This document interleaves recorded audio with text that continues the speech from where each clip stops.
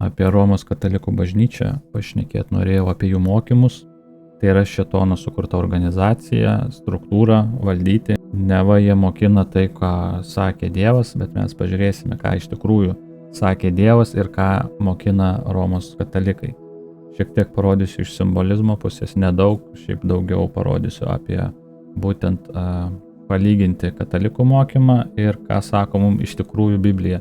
Vatikanas tai yra pagoniškų dievų garbinimas, jie garbina saulės dievus, saulės dievas tai yra būtent šviesos nešėjas, Liuciferis, šėtonas, jie pastoviai traktuoja taip savo per simbolius, tarkim čia jie tą saulę atvaizduoja, tai yra saulės garbinimas. Kaip mums Paulius ir sakė, nes tokie yra netikri apaštalai, apgaulingi darbininkai, pasivertę Kristaus apaštalais ir nenuostabu, nes pats šėtonas yra pasivertę šviesos angelų. Šėtonas visada prisidengia kaip tiesos nešėjas, jisai prisidengia Dievo žodžiu, todėl nieko ypatingo jei ir jo tarnautojai yra pasivertę būti kaip teisumo tarnautojai, kurių galas bus pagal jų darbus. Vėlgi, jie garbina tą saulės dievą, kas yra Liuciferis, būtent kaip ir Niujorke stovi laisvės statula, būtent Liuciferio šviesos nešėjui su tuo deglu, tai yra būtent Liuciferio garbiai. Tuomet Vatikano aikštė yra būtent vėlgi saulės simbolis per patį vidurį nupaišytas ir pačiam viduriuki stovi egiptietiškas obeliskas. Tai tie obeliskai stovi tiek Vatikane, tiek Amerikoje, Washington DC, tiek Londone. Ir tai yra iš Egipto. Šitie obeliskai stovėdavo prie pagoniškų dievų šventyklų įėjimų. Jie būdavo statomi prie įėjimų iš abiejų pusių. Būtent į visas tas šėtoniškas šventiklas, kaip pagonis Egipto laikais garbindavo tuos visus saulės dievus.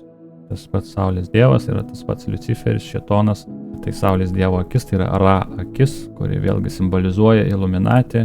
Ta patį simbolizmą galima pamatyti ir Lietuvoje, Vilniuje, Aušros vartai irgi yra tas pats Illuminati piramidė su viena akimi ir būtent saulės spinduliais, tai vėlgi ir garbina saulės dievą, būtent tą patį Liuciferį. Vėlgi tas pats Illuminati piramidė su viena akimi, taip pat yra dolerio, tai yra jų naujoji pasaulio tvarka. Katalikų bažnyčiose, kur tik be pažvelgsi, ten visur visokie paveikslai, statulos, tiesiog visur yra stabmeldystė. Žmonės turi melstis prie paveikslų ir statulų, jei nori gauti kokių ypatingų malonių, pavyzdžiui, pagyti, gauti išganimą, nuodėmių atleidimą ir panašiai. Ten visokių, jie prigalvoja tų istorijų, visokių pasakų prisek, kad tik jūs garbintumėte tas statulėlės, tuos paveikslėlius, paveikslus ir kitas nesąmonės. Jie visur propaguoja ypatingai Marijos garbinimą, Marijos statulėlės. Vatikanas, popiežiai, visose katalikų bažnyčiose pamatysite tą patį. Tai yra būtent statulėlių garbinimas. Paveikslų garbinimas. Atsistoja, jie meldžiasi, bučiuoja, tenais klaupiasi prieš tas statulėlės, prieš paveikslus. Žmonės aklai tikėdami, patys neatsivertė Biblijos niekada gyvenime, jie tiesiog aklai tiki, ką jiem pasakoja, ką jiem rodo. Ir kaip galima pastebėti, kad žmonės nėra labai sunku apkvailinti. Tai tą šėtonas ir daro, jam labai puikiai sekasi. Ką sako Biblija, ką sako Dievas? Išėjimo 20 skyriuje. Neturėkite kitų dievų mano akivaizdoje. Nedaryk savo jokio raižyto atvaizdo, nei jokio panašumo į tai, kas yra aukštai danguje, ar kas žemai žemėje, ar kas vandenyje po žeme. Nesilenk jiems, nei tarnauk jiems, nes aš viešpats tavo Dievas esu pavydus Dievas. Ar jūs matote, ką Dievas sako? Dievas sako visiškai priešingai. Nedaryk jokių statulėlių, jokių atvaizdų ir nesilenk jiems, nes aš esu viešpats tavo Dievas. Toliau apaštalų darbai, 17 skyrius. Tad kadangi esame Dievo palikuonys, neturime manyti, kad dievystė yra panaši į auksą ar sidabrą ar akmenį, išraižytą meniškai ir žmogaus sumanymu. Tai dievystė tai nėra kažkoks daiktas, kažkoks negyvas kūrinys žmogaus rankomis padarytas. Ir ar tai būtų išraižyta kažkas, ar tai būtų statula, ar paveikslas, ar kažkas iš aukso, ar kažkas iš sidabro, ar medienos. Dievas yra gyvas, jis nėra kažkoks kūrinys žmogaus sukurtas. Tai tiesiog yra absurdas. Šiek tiek ištrauka iš irgi vieno gero įrašo. Mes esame viliojami vykti į Aušros vartų šventyklą dėl stebuklais pagarsėjusio paveikslo. Tačiau paklausykite, ką mums sako Dievas. Nedirbsi savo drožinio, nei jokio paveikslo panašaus į tai, kas yra aukštai danguje, ir į tai, kas yra žemėje. Jiems nesilenks ir jų negarbinsi. Štai toks yra mūsų Dievo įsakymas. Be to, Biblijoje keliose vietose stabų visokių paveikslų, statulų ir drožinių garbinimas yra prilyginamas demonų garbinimui. Apreiškime Jonui rašoma, jie nepametė savo rankų darbų, kad jau nebegarbintų demonų. Kunigų knygoje, kad jie neatnašautų savo aukų ožiams demonams, kuriuos garbindami jie kekšauja. Pakartoto įstatymo knygoje jie atnašavo auką demonams, kurie ne Dievas, dievams, kurių jie niekad nebuvo pažinoję. Dievas pyksta, sakydamas, nepaisai uolos, kuri tave pradėjo, užmiršai Dievą, kuris tave pagimdė. Jie mane įerzino tuo, kas ne Dievas, įpykino su savo stabais. O Dievas pyksta visai nebe pagrindo. Taip yra dėl to, kad tie stabai, įskaitant paveikslus, turi sąsają su dvasinėmis blogio jėgomis ir dėl to, ką šie daiktai atstovauja dvasioje. Tai nėra tik dekoracijos, o kaip sako Biblija, tai susiję su ožiais demonais, su šėtoniškomis jėgomis. Štai kodėl Dievas taip nekenčia stabų garbinimo. Taip pat Biblijoje labai dažnai pabrėžiama, kaip Dievas pyksta, kad žmonės garbina stabus ir kitus dievus ir kaip juos už tai baudžia. Susidaro įspūdis, kad tai yra viena iš nekenčiamiausių ir labiausiai Dievą papiktinančių nuodėmių. Biblijoje rašoma, kad už tokius nedorus darbus viešpats krauna nelaimės po nelaimių, badą, marą, karštligę, kalaviją ir taip toliau. Be to, apreiškime Jonui rašoma, kad visiems stabmeldžiams skirta dalis ugnies ežere, kuris dega ugnimi ir siera. Taigi Dievas labai pyksta ir aiškiai nenori, kad garbintume visokius paveikslus ir kitokius rankų darbus. Taigi šis paveikslas aiškiai ne nuo Dievo, nes jis neprieštarautų savo liepdamas mums garbinti dalykus, kurių jis taip nekenčia. Jis tikrai nelieptų mums garbinti dangaus karalienės paveikslo, kuri šventraštyje yra prakeikiama ir kuri šventraščio terminais yra demonė, o ne Marija ir svetimas Dievas. Todėl visa širdimi gręžkimės į mūsų kūrėją ir į viešpatį Jėzų Kristų ir nebegarbinkime be jų nieko daugiau, kad nebepykdytume Dievo ir jei norime, kad mums sektųsi. Šėtonas yra melo tėvas ir jis žino, kaip apgauti žmonės. Nei vienoje vietoje šventraštyje nėra parašyta, kad mes turėtume garbinti ar melstis Marijai. Nėra Biblijoje jokių maldų Marijai. O be to tai, ką žmonės garbina kaip Marija, iš tiesų net ne Marija, o užmaskuota pagonių mėnulio deivė ir demonų motina. Šėtonas gerai žino, kad dauguma žmonių bus nepaskaitę Biblijos ir nepalygins to, kas mokoma bažnyčioje, su tuo, kas parašyta Biblijoje. Todėl tai yra geras ir lengvas būdas mus apgauti. Dievas aiškiai mums yra įsakęs nedaryti jokių paveikslų ir kitų stabų, jiems nesilenkti ir jų negarbinti. Toliau katalikai mokina, kad be vandens krikšto nėra nuodėmių nuplovimo, kas vėlgi yra melas. Na, čia pora juokingų vaizdelių, kaip jie krikština vandenį išvyščia kažkokiuose gėlių vazonuose. Catherine, I baptize you in the name of the Father, and of the Son, and of the Holy Spirit. Amen. Ir dar susietuvo, aplamai bibliškas krikštas vandens yra vandens tvenkinį, kada pilnai žmogų panardina ir ištraukia, o ne kažkokiam vazone pilti ant galvos iš kibiro kažkokio. Tai netitinka aplamai net biblinį vandens krikštą ir aplamai vandens krikštas neturi jokios įtakos nuodėmių nuplovimui.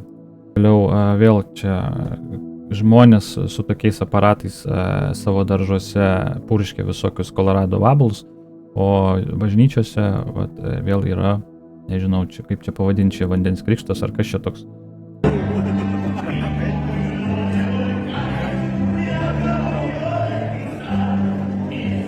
Jie irgi čia žmonės kaip Colorado vabalus visus nori nunuodyti. Čia dar geriau, kaip su tualeto šepečiu apšlaksto vandeniu, iškart duoda į veidą tiesiog, į grūdą, į burną kryžių pabučiuoti.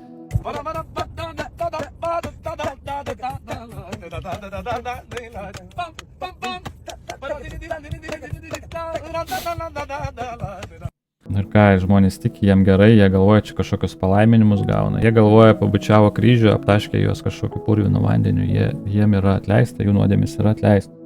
Vėlgi, už tuos visus krikštus jie yra lupami pinigai Vėlgi ten skirtingos sumos, atsėti kiek jūs galite, tiek duokite, bet iš tikrųjų tai vis tiek būna sutartinės sumos, būna net iki 500 eurų. Aplamai imti pinigus už krikštą yra šventvagystė, nes jeigu vandens krikštas nuplautų nuodėmes, tai toks dalykas turėtų būti aplamai visiems prieinamas ir visiems nemokamas, ir kas tik užsinori tą pačią akimirką ir galėtų būti pakrikštytas. Aplamai, kaip ir minėjau, vandens krikštas neturi nieko bendro su nuodėmių nuplovimu. Tai prieisim prie to, bet turiu ir atskirą įrašą aplamai apie krikštą. Tai čia taip gaunasi, kad žmonės galvoja, kad jie gali nusipirkti nuodėmių atplovimą. Tai yra pinigais nusipirkti Dievo malonę. Kad neva jie nusipirko tą krikštą, juos pakrikštino ir jie yra išteisinti. Tai čia yra tokia logika. Ką sako Biblija? Apaštalų 8 skyrius. O Simonas, pamatęs, kad apaštalų rankų uždėjimu buvo duota šventoji dvasia, pasiūlė jiems pinigų, sakydamas, duokite ir man šią galę, kad tas, ant kurio uždėsiu rankas, gautų šventąją dvasią. Bet Petras jam tarė, tavo pinigai te pražūsta su tavimi, nes tu galvoji, kad Dievo dovana gali būti nupirkta už pinigus. Tai yra šventvagystė, tu negali pinigais nusipirkti Dievo malonės, Dievo dovanos, savo nuodėmių nuplovimo. Tai yra neįmanoma. Tai yra kaip antausis Dievui su tokiais savo dalykais, jeigu žmonės galvoja, kad gali nusipirkti nuodėmių atleidimą.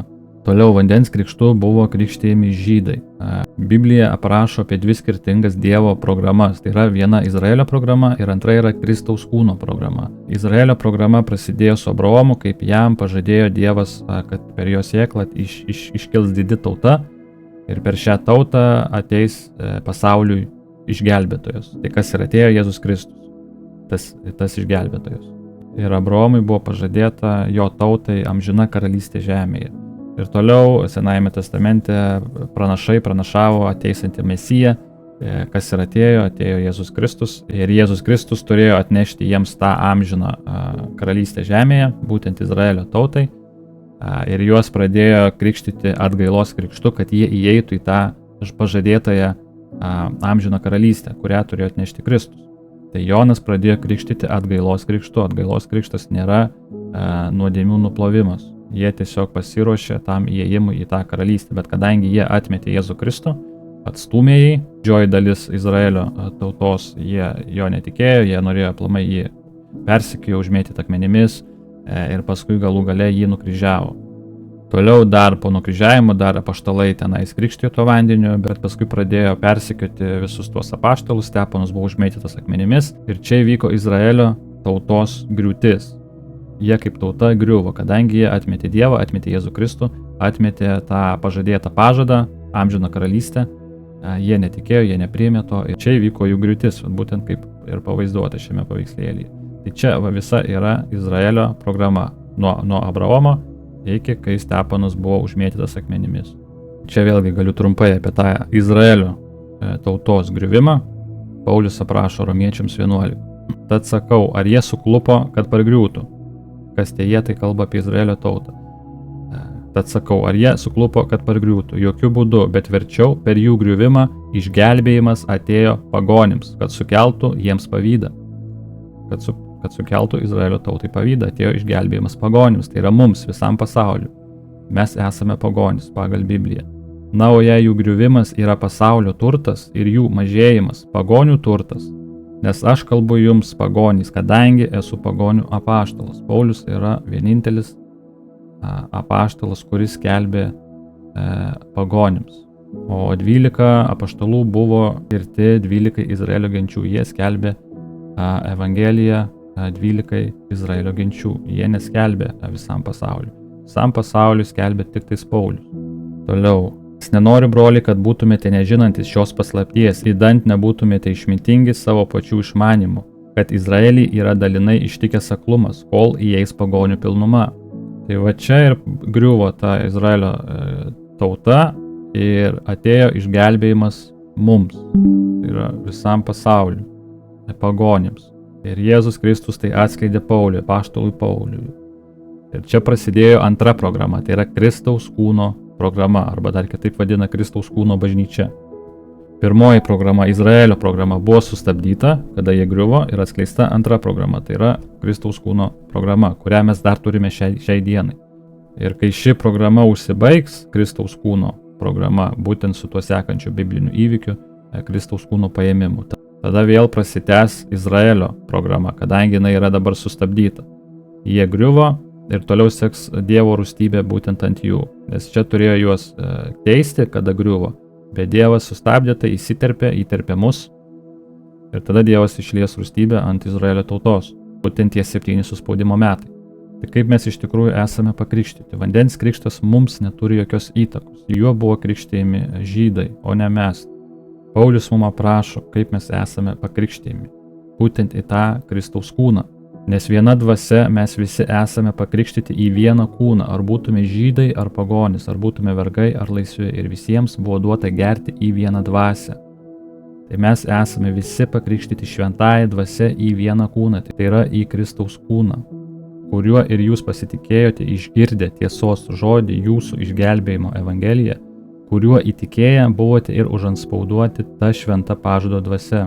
Tai kada žmonės pasitikė tą išgelbėjimo evangeliją, jie yra tą pačią akimirką pakrikštyti šventąja dvasia būtent į Kristaus kūną. Tai yra dvasinis krikštas. Kas yra išgelbėjimo evangelija? Tai Korintiečiams 15 skyriui Paulius aiškiai prašo, kokia yra išgelbėjimo evangelija. Be to, broliai, skelbiu jums tą evangeliją, kurią jums paskelbiau, kurią ir priėmėte, ir kurioje stovite, kuria esate ir išgelbėti. Jei saugojote atmintyje, ką jums paskelbiau, nebent įtikėjote tuščiai, nes jums perdaviau pirmiausia tai, ką ir gavau, kaip Kristus mirė už mūsų nuodėmes pagal raštus. Ir kad buvo palaidotas, ir kad prisikėlė 3 dieną pagal raštus. Tai yra visa evangelija. Kristus mirė už mus, buvo palaidotas ir prisikėlė 3 dieną. Kai žmogus tiki tuo, nuoširdžiai priima šią dovaną, priima, kad Kristus mirė už jo nuodėmes ir prisikėlė 3 dieną, tas žmogus yra iš karto užanspauduojamas šventąja dvasia. Jis yra pakrikštijamas į Kristaus kūną.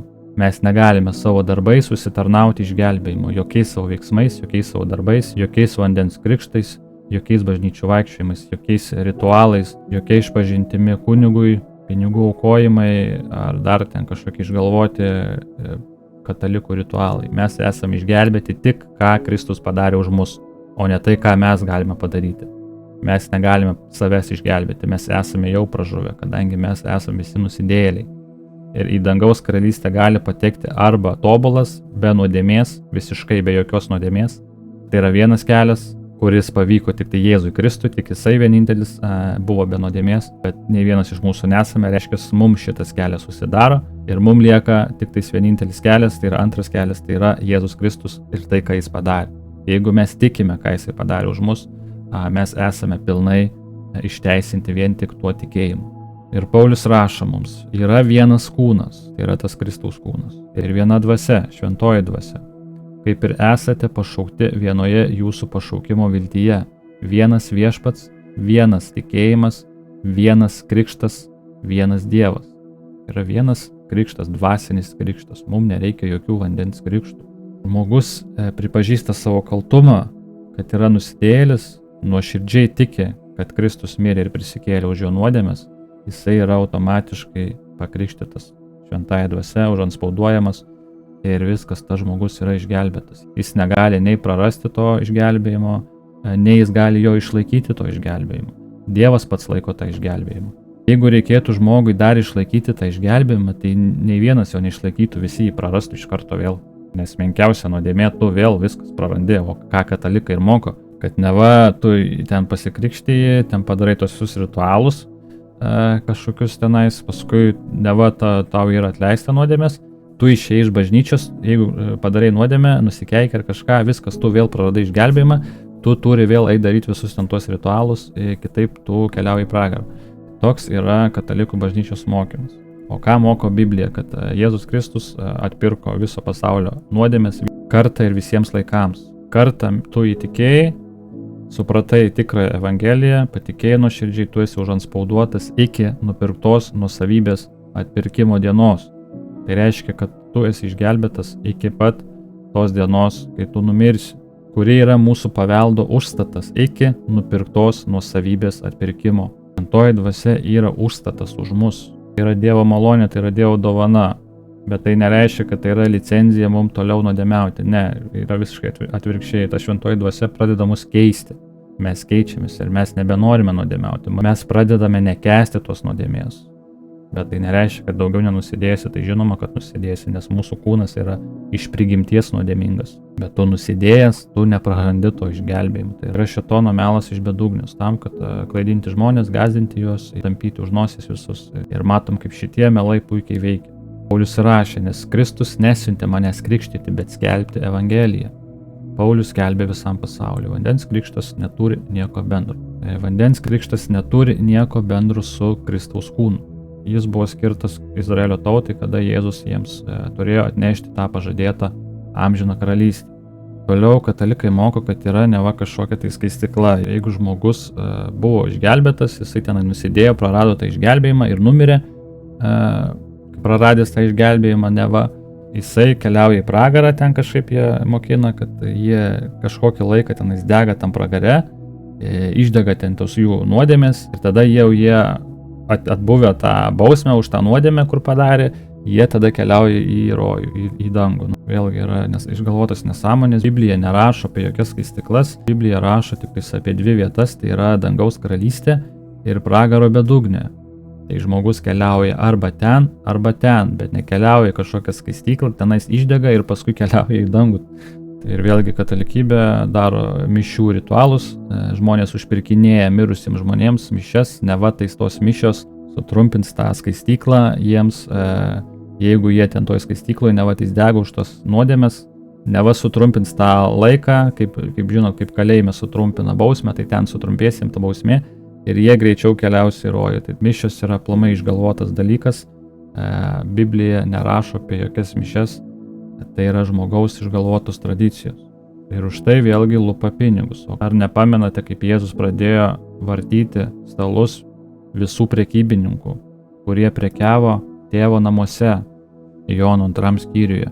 Ir pasidaręs iš virvučių rimbą, jis išvarė iš šventyklos juos visus, avis ir jaučius, išpylė keitėjų pinigus bei apvertė stalus ir tarė balandžių pardavinėtojams, pasiimkite tai iš čia, nedarykite mano tėvo namų prekybos namais. Tai kas vyksta bažnyčiose, ten vyksta prekybos namai, tenais yra pardavinėjami ritualai, pardavinėjamos mišios, pardavinėjami vandens krikštų ritualai ir visos kitos statulėlių nesąmonės. Toliau dar vienas katalikų mokymas. Katalikų bažnyčia moko, jog reikia melsti šventiesiems, jei norime tam tikrų dalykų ar malonių. Pavyzdžiui, meldžiant laimingos mirties, šaukiamas iš šventojo Juozapo.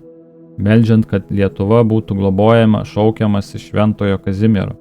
Ir taip toliau šventųjų sąrašas labai ilgas. Žodžiu, tu ten kažką užsimanai ir šaukiesi ten kažkokio šventojo vardo, neva jisai tave palaimins ir tau atsakysi tavo maldą. Jei mes meldžiamės ne Dievui tėvui, o įvairiems šventiesiems ar palaimintiesiems ar kitiems žmonėms, tai yra ne kas kita kaip žmonių sudievinimas, politeizmas, daugybės dievų turėjimas. Išėjimo 20 skyrius 3 eilutė sako, neturėsi kitų dievų, tik tai mane. Tai katalikybė moko melstis visiems, bet kam šventiesiems, angelams, Marijai, o ką mums sako Biblija, ką iš tikrųjų sako Biblija. Laiškas Timotiejui 2 skyrius, nes yra vienas Dievas ir vienas tarpininkas tarp Dievo ir žmonių, žmogus Kristus Jėzus. Tai esame mes, yra tarpininkas ir yra Dievas tėvas. Kad mes pasiektume per maldą Dievą tėvą, mums reikia tarpininko ir tas tarpininkas yra Jėzus Kristus. Ir tai yra vienintelis tarpininkas tarp Dievo ir žmogaus. Toliau, bet visame kame per maldą ir prašymą su padėka jūsų prašymai te tampa žinomi Dievui. Ne Marijai, ne šventųjų Petrui, ne šventųjų Antanui, ne dar kažkam, bet tiesiogiai Dievui.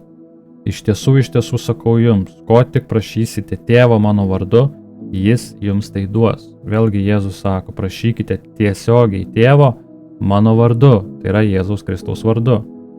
Bet kai tu meldiesi, eik į savo kambarėlį ir užsirakinęs duris melskis savo tėvui. Ir ką bedarote žodžiu ar darbu, viską darykite viešpaties Jėzaus vardu ir jį dėkodami Dievui ir tėvui. Biblija mus moko melstis tiesiogiai tėvui, Jėzaus vardu. Mes nesimeldžiame Marijoms, aplamai niekam išskyrus tiesiogiai tėvui per Jėzų Kristų, per jo vardą. Ir Biblijoje yra daugiau pavyzdžių, kaip ir apaštalas Paulius meldžiasi tėvui Jėzaus Kristaus vardu. Ir nebereikalo buvo tam ir palikti pavyzdžiai ir šitos eilutės parašytos, kad melstis tik tais tėvui. O katalikybė moko būtent melstis Marijai ir visiems kitiems, kadangi šėtonas žino, kad žmonės užsitrauks rūstybę melsdamiesi kitiems, šėtonas to ir moko, nes jo tikslas yra, kad žmonės nukeliautų į pragarą. Toliau vėlgi yra kitas melas, kad Marija yra neva kažkokia tais dangaus karalienė, kas yra vėlgi šėtono melai. Ir tokių eilučių Biblijoje niekur nerasite, kaip ir nerasite, kad melstis Marijai.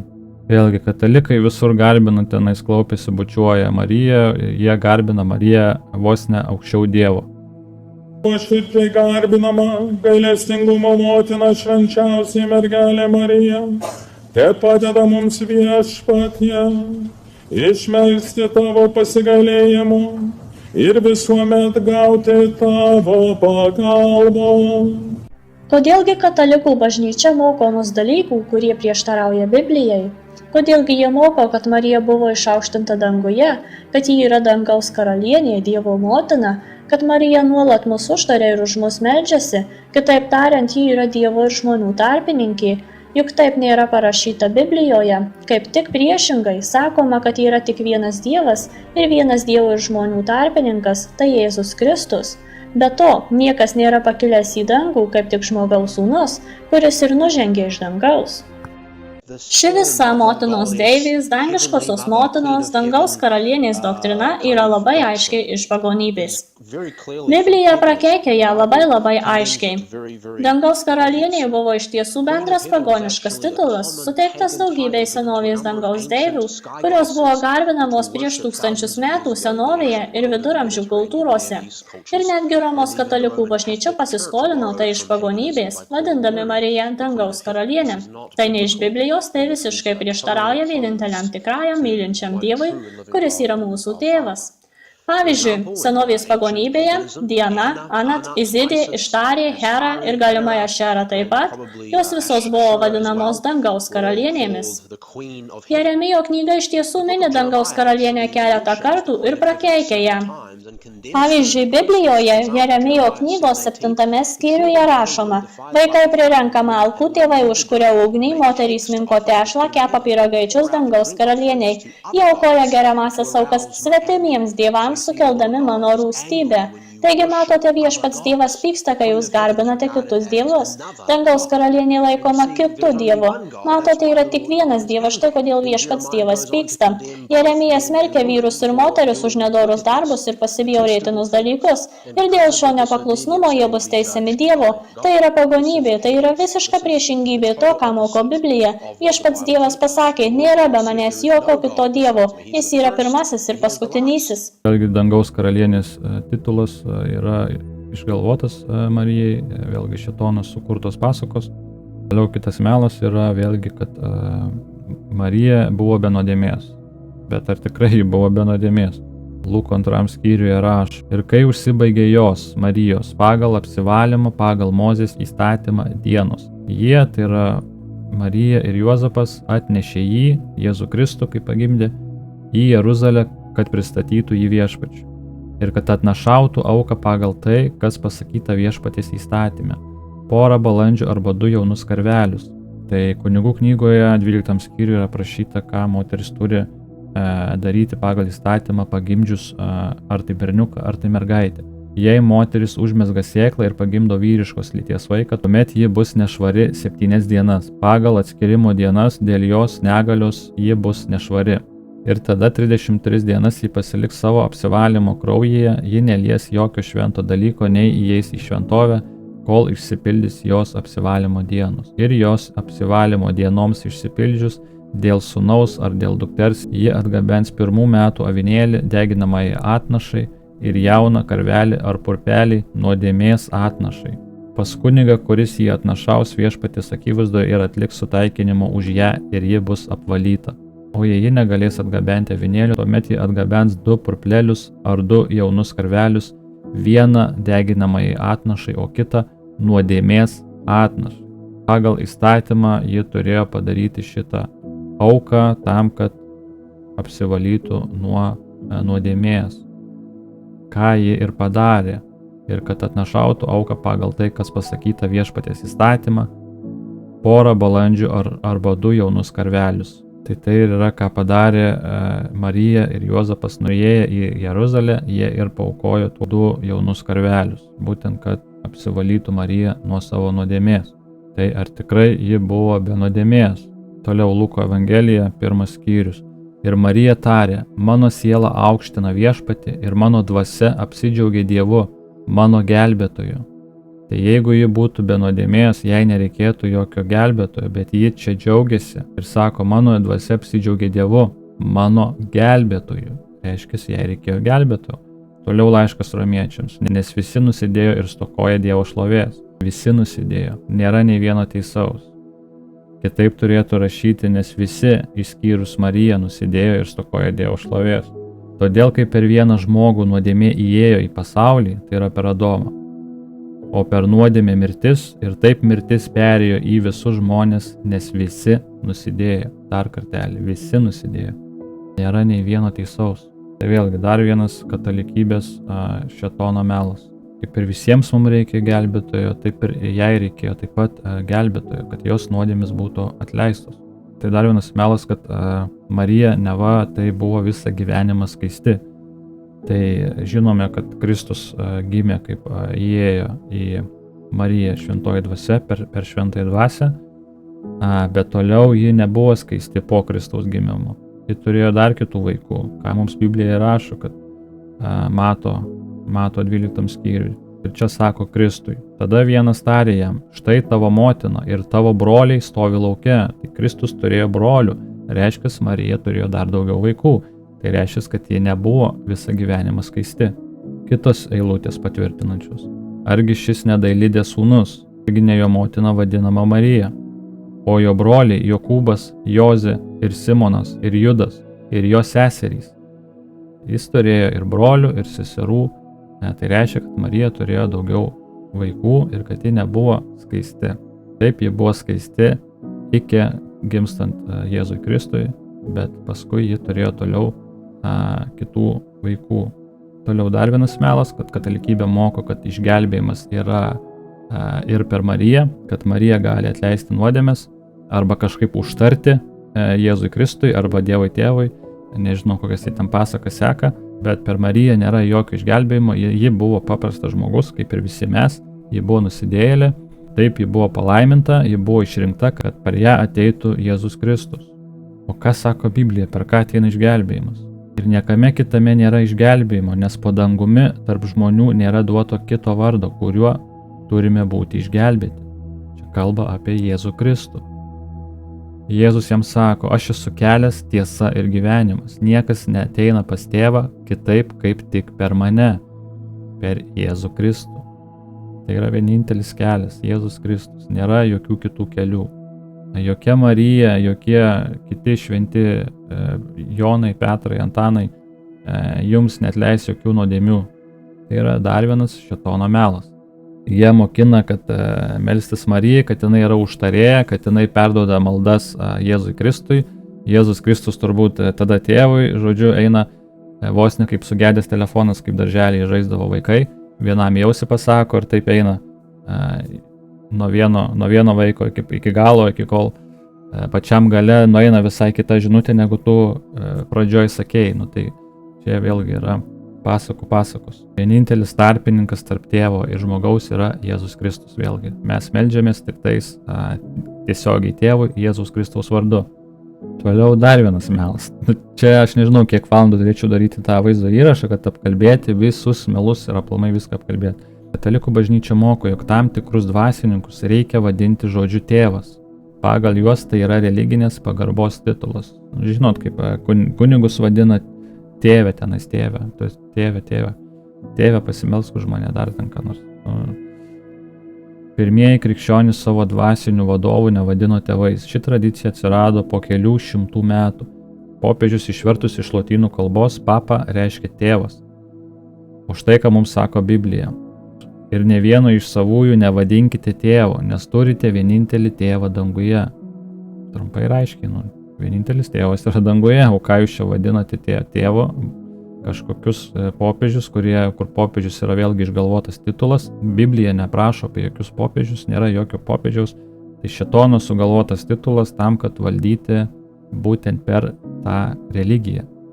Vatikanas yra sukurta organizacija, per kurią būtent valdo pasaulio religiją. Toliau dar vienas melas. Katalikų bažnyčia moko, jog reikia melstis rožančių. Kalbant rožantį 53 kartus yra sukalbama malda Sveika Marija ir tik 6 kartus Tėve mūsų. Tai visoje Biblijoje nerasite, kad kas nors melsdamasis būtų naudojęs rožančių. Nei Jėzus, nei apaštalai niekada Marijai nesimeldė ir nemokė mus to daryti. Rožančius įvestas į katalikų bažnyčią tik 1090 metais. Ankstyvieji krikščionys rožančiaus nenaudojo. Be to, kokia prasmė vėl ir vėl kartoti tą pačią maldą. Negi pakartojus tą pačią maldą daug kartų būsite labiau išklausyti, nei sukalbėjus maldą vieną kartą. Vėlgi, ką Biblija sako. Melsdamiesi nedaug žodžiaukite, kaip pagonys, jie tarėsi būse išklausyti dėl žodžių gausumo. Tai viskas yra daroma tam, kad žmonės supykdytų Dievą. Tai šėtono toks tikslas yra, kad žmonės melstųsi Marijai, iš viso 53 kartus sukalbėti Šventa Marija maldą ir melstis kažkokiam tais rožančiui, kas yra vėlgi išgalvoti dalykai. Vėliau vėl tos visos ceremonijos, kas ten atliekamos bažnyčioje, jos atitraukia dėmesį nuo tikrojo gyvojo Dievo. Šventų mišių metu žmonės galvoja ne apie Dievą, o apie tai, kada atsiklaupti, kada atsisėsti, kada atsistoti, kada pasakyti žodį su visais tikinčiaisiais, kada nulenkti galvą, kada pakelti galvą, kada sulaukti apšlakstymo vandeniu, kada palydėti žvilgsniu žvakių uždegimą, kada pažiūrėti, kaip smilksta smilkalai, kada pasižvalgyti į paveikslus. Čia gaunasi labai panašiai kaip satanistiniai ritualai, kaip jie tenai susirenka ir daro visus tuos ritualus. Tai yra katalikybė būtent atspindys to satanistinių ritualų. Vėlgi, kas sako Biblija, veltui jie mane garbina, mokydami žmonių išgalvotų priesakų. Mato 15:9. Toliau dar vienas melas, kad už katalikų bažnyčios ribų nėra išganimo, kad tik tais katalikų bažnyčioje yra tas amžinas gyvenimas, nuodėmių nuplovimas. Kitur nėra, tik pas juos. Yra tik viena visuotinė tikinčiųjų bažnyčia, už kurios visiškai nėra išganimo. Galiausiai popiežius Pijus IX mokino, yra nuodėmė tikėti, kad už katalikų bažnyčios esama išganimo. Tai yra netgi nuodėmė, dar ir didžiosiomis raidėmis parašė, kad tikėti, kad už katalikų bažnyčios yra išganimas, tai yra nuodėmė. Kristaus bažnyčia yra katalikų bažnyčia ir už katalikų bažnyčios nėra išganimo. Prašykime nekaltosios Marijos širdies, kad padėtų mums ginti šias dogmas. Kristaus bažnyčia yra katalikų bažnyčia ir už katalikų bažnyčios nėra išganimo. Vėlgi didžiosiomis raidėmis netgi. Mūsų Viešpats įsteigė vieną bažnyčią ir už tos bažnyčios nėra išganimo. Jie mokina, kad amžinas gyvenimas, nuodėmių nuplovimas yra tik tais katalikų bažnyčioje. Vėlgi jie mokina, kad Jėzus Kristus sukūrė katalikų bažnyčią. Tai vėlgi jie naudoja vienintelę eilutę iš Biblijos, ištraukė, šėtonas ją ištraukė ir panaudojo kaip pagrįsti katalikų bažnyčią, kad neva Jėzus Kristus sukūrė tą visą organizaciją, tą visą kultą katalikų bažnyčią. Tai jie naudoja iš Mato 16 skyriui 18 eilutę. Ir aš taip pat sakau tau, kad tu esi Petras ir ant šitos uolos aš pastatysiu savo bažnyčią ir pragaro vartai jos nenugalės. Tai čia aplamai neturi nieko bendro su kažkokia fizinė bažnyčia, su kažkokia organizacija, su kažkokiu pastatu, aplamai tai neturi nieko bendro. Šėtonas naudoja šią eilutę, kad pagrįsti, kad Jėzus sukūrė katalikų bažnyčią. Vėlgi yra tik viena bažnyčia, tai yra Kristaus kūno bažnyčia. Tai yra ta antroji Dievo programa, tai yra Izraelio programa ir Kristaus kūno programa, arba kitaip jie vadina Kristaus kūno bažnyčia. Tai bažnyčia yra ne kažkoks pastatas, ne kažkokia organizacija, bet bažnyčia yra žmonės, tikintieji, visi, kurie yra įtikėję, kurie yra pakrikštyti į Kristaus kūną. Tai tie visi žmonės ir sudaro tą bažnyčią, o ne kažkoks pastatas ar organizacija. Paulius mums aprašo būtent apie šitą Kristaus kūną. nes kūnas nėra vienas narys, bet daug. Ir čia prašo apie tuos narius, kad mes esame visi skirtingi ir visi svarbus.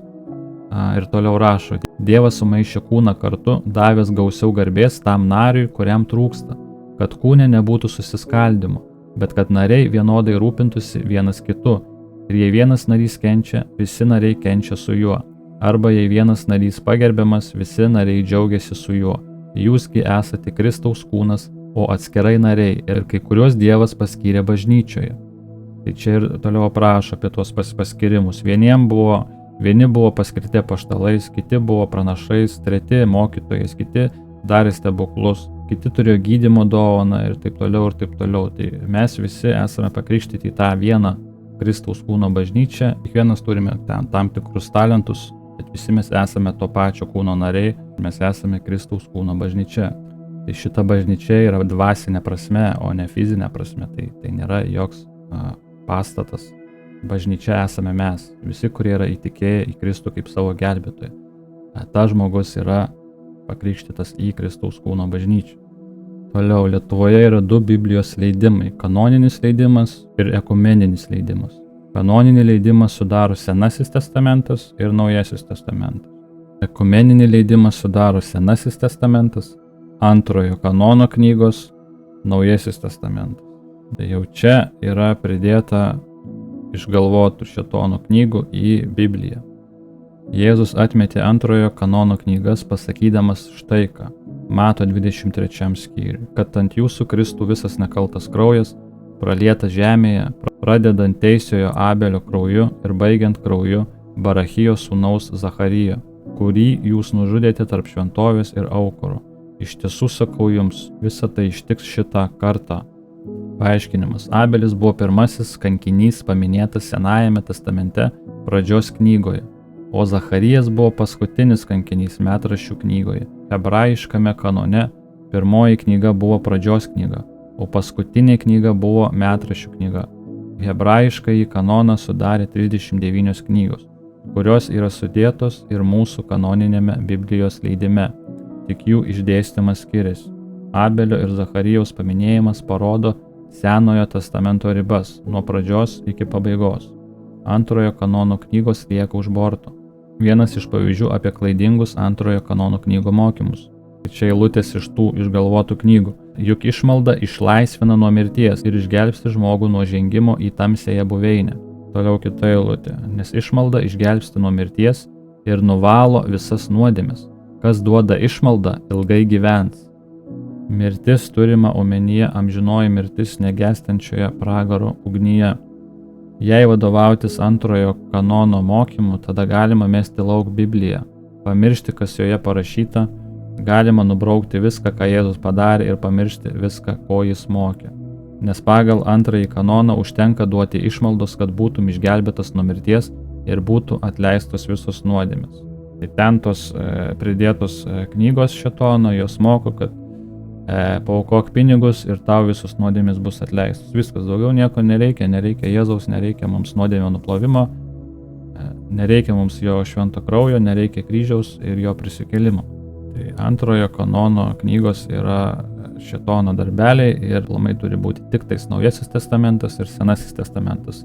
Iš viso Biblijoje turi būti 66 knygos. Mokydamas Jėzus kalbėjo, saugokitės rašto aiškintojų, kurie mėgsta vaikščioti su ilgais drabužiais, būti sveikinami aikštėse, užimti pirmosius krėslus sinagogose ir garbės vietas aikštėse. Jie suryja našlių namus, dangstydamėsi ilga malda, jų laukia itin griežtas teismas. Jum jie nepanašus į tuos rašto aiškintojus.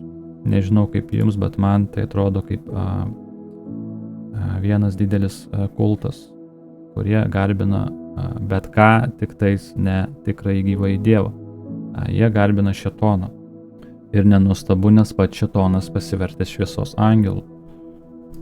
Ir ką Kristus sakė, įeikite pro ankštus vartus, nes erdvūs vartai ir platus kelias į pražūtį, ir daug juo einančių. Kokie ankšti vartai ir koks siauras kelias į gyvenimą, tik nedaugelis jį atranda.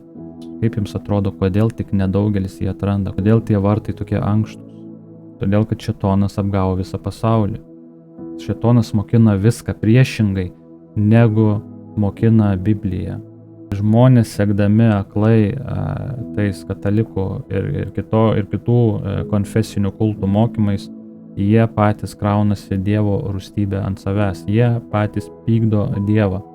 Tai tie siaurūs vartai, per kuriuos mažuma randa tą kelią, tai tas kelias yra Jėzus Kristus, nes jūs esate išgelbėti malonę per tikėjimą. Ir tai ne iš jūsų, tai Dievo dovana, ne dėl darbų, idant kuris nesigirtų. Nuodėmių nuplovimas yra Dievo dovana. Mes negalime niekaip to užsitarnauti, užsidirbti kažkokiu savo elgesiu, kažkokiais savo darbais. Visa tai yra Dievo dovana suteikta mums, ne dėl darbų, idant kuris nesigirtų. Esame išgelbėti tik tais Dievo malonė, o jei malonė, tuomet nebe dėl darbų, kitaip malonė nebėra malonė. Paskaitykite laišką Galatams, pastudijuokite jį. Aš neverčiu niekais Dievo malonės, nes jei teisumas ateina per įstatymą, tuomet Kristus yra miręs veltui.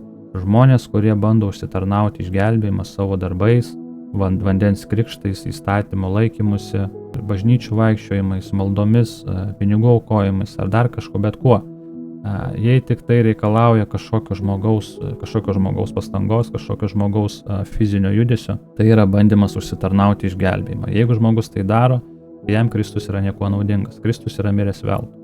Žmogus taip darydamas, jisai pareiškia, kad Kristaus aukos nepakako ir žmogus bando pridėti prie Kristaus aukos dar savo darbus. Ne va, tais Kristaus aukos nepakako, tai va, aš dar pats turiu kažką padaryti.